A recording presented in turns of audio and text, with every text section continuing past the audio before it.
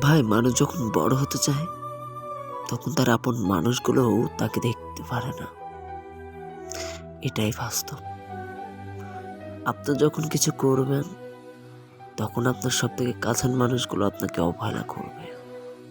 কেন জানেন? কারণ ওই যে না, আপনি ভালো কিছু করতেছেন।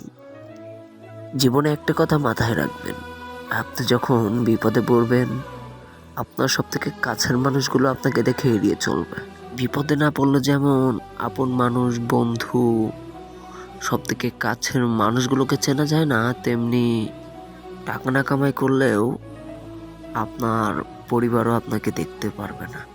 এটাই সত্যি। মানুষকে আপনি যত ভালোবাসবেন ততই আপনি ঘৃণার পাত্র হবেন। এটাই সত্যি।